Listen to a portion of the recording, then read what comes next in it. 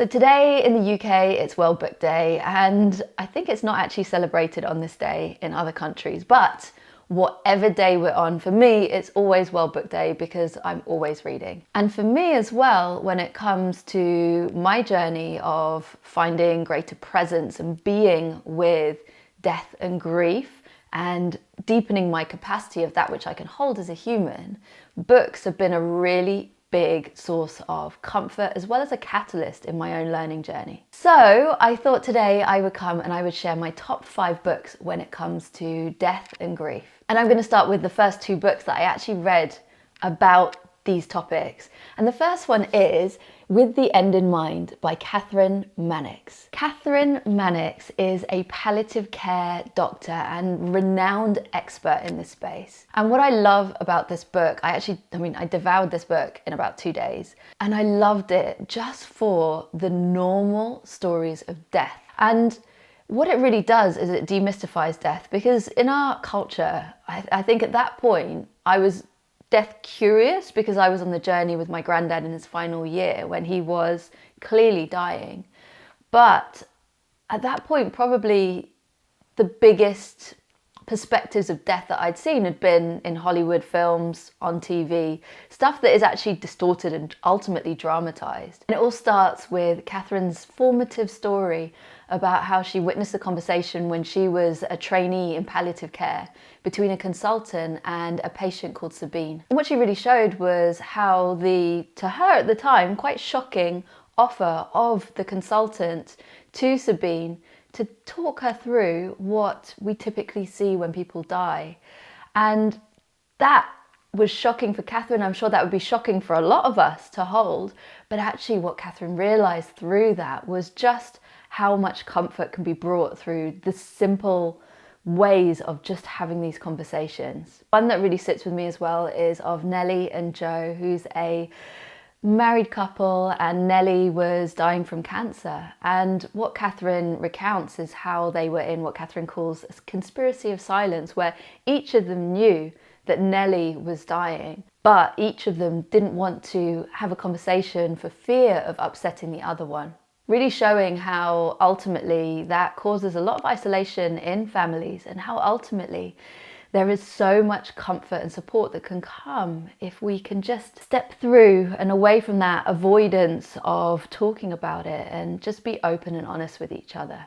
And so at a time where I was journeying with my granddad as he was dying, and also with my nan and my amama too, who are still at the end stages of their life. And what it really taught me was to not shy away from those conversations, to be curious, to ask questions, which is exactly what I did in my granddad's care home, particularly in his final week, with the palliative care nurses, the wonderful team who was coming in, as well as where I should just voice what I'm feeling with my family. And so next up, we have The 5 Invitations by Frank Ostaseski. There's a bookmark in it because I am rereading it at the moment. It's my second read through. And the first time I read this book was in the months before my granddad died. In fact, I finished this book the day before I got the call from my dad to say Granddad's on the final stage of his palliative care and it's going to be a matter of days. So the book revolves around 5 invitations, which are principles that Frank has learned through his extensive work of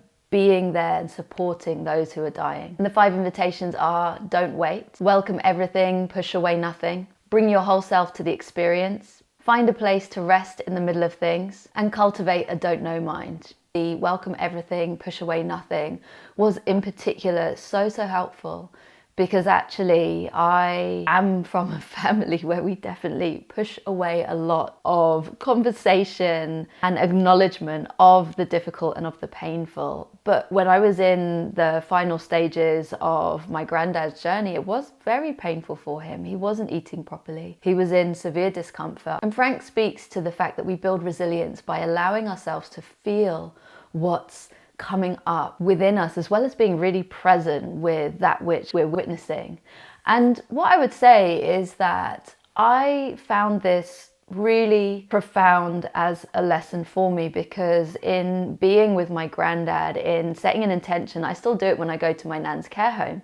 I stop by the little river just outside the care home and I set an intention to be fully present no matter what. And what ultimately that set me on my own journey was realizing that through witnessing my granddad dying and being there and holding it, I started to see actually I can hold more of this pain, of this grief than I've ever believed that I could. And that really ignited my own path of journeying to continue to deepen my presence, which then eventually led to when we tragically got the news that our daughter had a birth defect, which meant that she wouldn't be able to live earthside, and therefore we had to go through a termination for medical reasons. That led me to really understand and to make my promise to her that I can hold this. And so therefore I will be fully present with you. I will be by your side no matter what.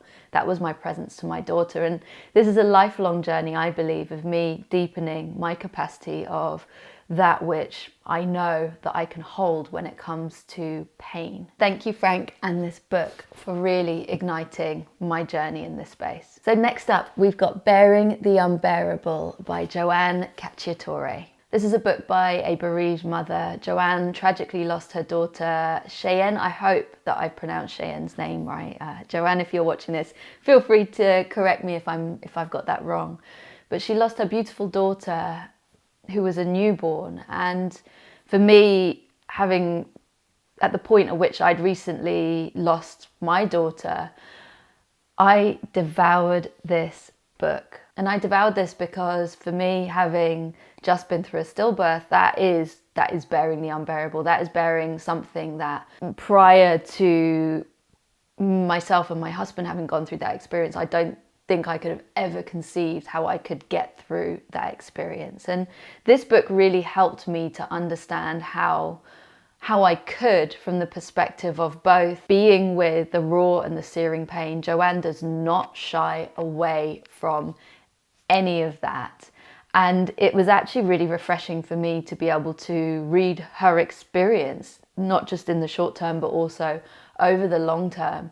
And to really understand again that theme of normalization, this is normal. Everything that I'm going through is totally normal. There is no shame around it.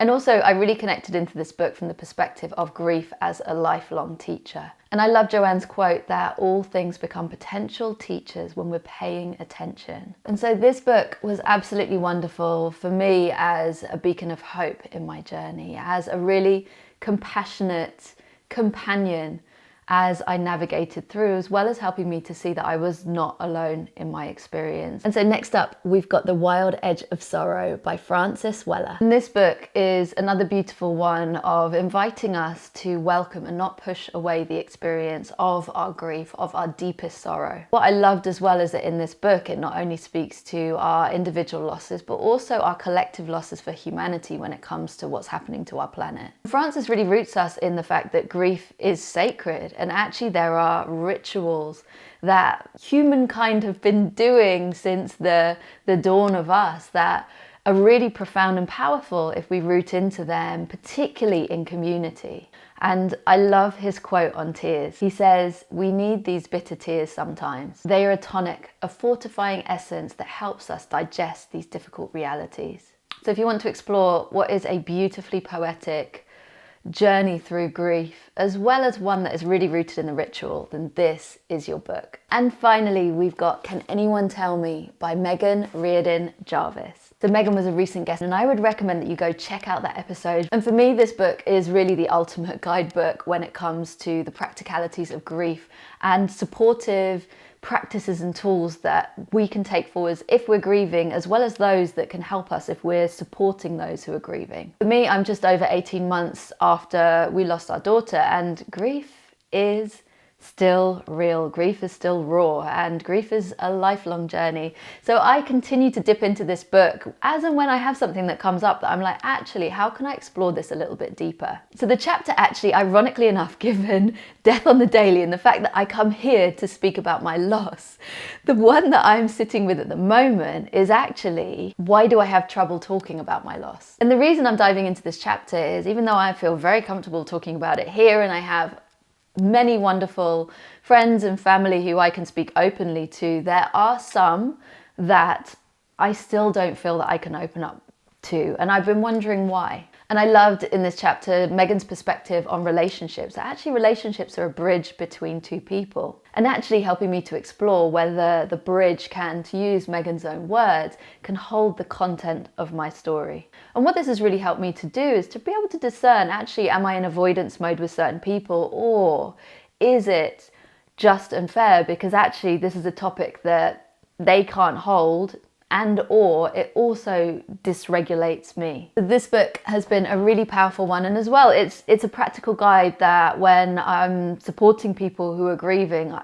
always recommend this book as an ultimate guide just to support us in navigating in a world where ultimately the majority are quite still grief illiterate. So those are my top 5 books on death and on grief. And for me, what I love about reading these books, and I think themes that come up in all of them, is just how being with death and grief and expanding our understanding of it through reading. For me, forget about self-help books. My number one life-affirming book really has been books when it comes to death and grief. And I suppose if you look at it from that perspective, I'd say all of these books really are the ultimate self-help books, because there is such a transformative power when we can allow ourselves to be with death and grief. It helps us as humans to come back into a wholeness, and it is essential for us to be able to live this life well.